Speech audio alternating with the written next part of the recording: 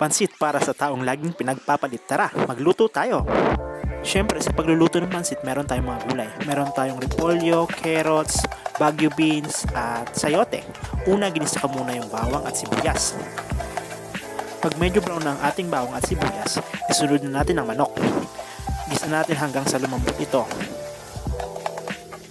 Kapag medyo malambot na ang manok, lagyan natin ito ng sandamukal na paminta. Sorry, masyado na parami. Kapag lumasa na ang paminta sa manok, ilagay na natin yung carrots. Now, ilagay na natin ang ating sayote.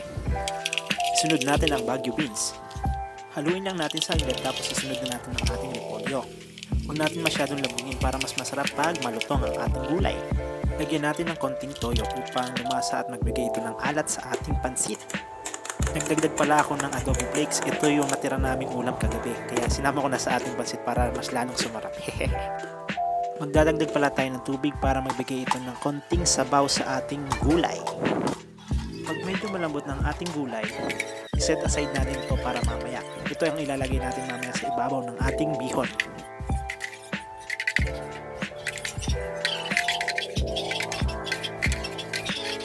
Sa parehong kawali, maglagay tayo ng kalahating pitsil na tubig. Ito ang magpapalambot sa ating bihon. Kapag medyo mainit na ang ating tubig, maglagay tayo ng isang Knorr chicken cubes. Knorr, baka naman. Baka lang naman. Haluin natin mabuti para mag-incorporate ang ating Knorr cubes sa ating sabaw. Kapag nakita mong kumukulo ng ating sabaw, dito na natin lalagay ang ating 1 kilong bihon. Hintayin nating sipsipin ng bihon ng sinabaw nating tubig. Okay, halo-halo lang hanggang sa maiga ito. Pag wala ng excess sa sabaw, dito na natin ihahalo ang ating sinet aside ng mga gulay. Ito rin ang magbibigay ng lasa sa ating bihon.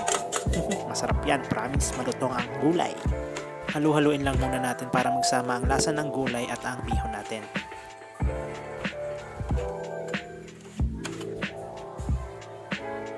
Tada! Luto na ang ating pansit!